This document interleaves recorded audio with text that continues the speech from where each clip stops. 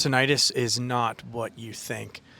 Forever, the theory has been that you have hearing damage from loud noise exposure or through degradation or taking some sort of antibiotic. And this damages the nerve, like the hair cells inside the inner ear. And then because those are damaged, then you now have the perception of tinnitus.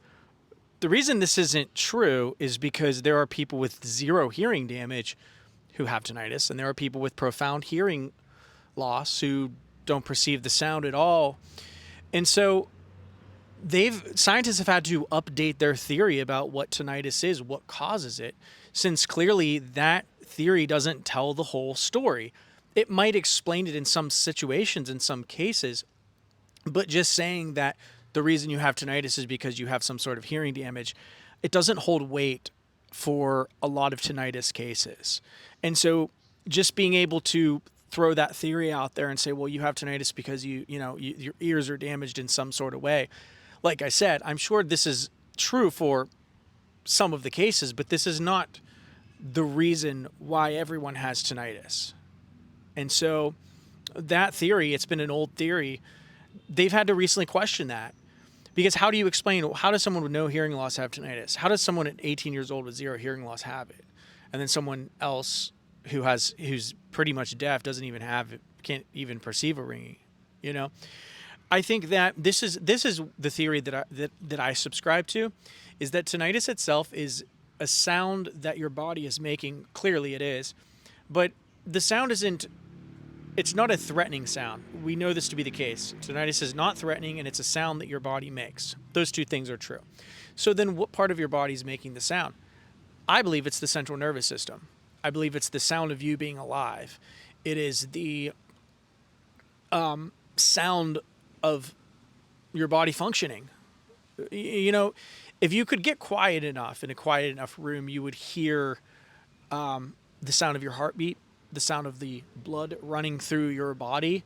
And yes, you would hear internal sounds. You would hear a tinnitus perception. In fact, I think they did a study where like 60% of people that went into sensory deprivation, like soundproof rooms, came out developing tinnitus, being like, they're coming out being like aware of it. And so this is what I believe happens. I think that most people's brains are already habituated to tinnitus. And their brain habituates it out before it becomes a problem. Whereas people who have bothersome tinnitus and who are aware of the noise and have become bothered by it, for whatever reason, they tend to fixate on it. And these people have anxiety symptoms. Like these people a lot of times have history of anxiety, a history of overthinking, and at least in my case, that's been how it is working with people like this. When I dig a little deeper, I find, you have a history with anxiety, you have a history with overthinking, you have a history with OCD or PTSD or some sort of trauma in their life where when tinnitus comes onto the scene, it's really something that their brain just latches onto, as opposed to someone who maybe never really had anxiety, never really overthought. They perceive, their body may perceive the sound, they don't freak out, and then they habituate just fine before they even realize it's an issue at all. But it's not what you think. It's not that you have hearing damage. In some cases, maybe because you have hearing damage, but just think that I don't want people thinking, I have tinnitus, so therefore I have hearing damage. That doesn't explain the whole story.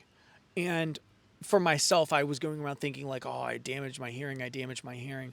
When really I took a bunch of hearing, tests from audiologists, and my hearing is just fine for my age. I mean, your hearing does decrease with age as is, but nothing that would explain a loud blasting dentist drill turned up to 10,000, which is what I had. That's what I was aware of. So yes, there may have been some sort of hearing loss with age, and I did play music, but then when I took hearing tests, there was no hearing damage that would have explained it. So yeah, I think that this is the facts. Tinnitus is just, we really don't have a lot of understanding about it. We're learning more about it. We're learning more about the central nervous system. We're learning more about how psychology plays into the suffering of tinnitus and bothersome tinnitus, and how the treatment of habituation works, and how we can follow the footsteps to make sure that we can treat the bothersome aspect of tinnitus. But you really have to see it as we're in the infancy with something like tinnitus. We're in the infancy of it in the central nervous system. We have so much to learn about our minds, about our central nervous systems, about how thought plays into it, perception, that I think that maybe 100 years from now, who knows, maybe no one would even get this, right? But we don't know. But right now, there's a lot we don't know. There's so much we're learning, and the best thing is to stay humble and stay open-minded, and stay hopeful, and realize that if you get it, there's a cure. It's called habituation, and it's backed by science. And there's no reason anyone should freak out if they get bothersome tinnitus. It's heavily, heavily treatable. So anyway, thank you so much for watching. Please smash the subscribe button. It doesn't cost you anything, and it really helps get this channel out to as many people who need hope with tinnitus as possible. Comment below. I love reading all of your comments. I don't care if it's hate or love. As long as it's true, I love to read it. And if you want to pick up the 7-day tinnitus blueprint, in the link below, click that. You get access to it when you sign up for a free trial of my application. That helps with habituation. I'll talk to you all later. Peace.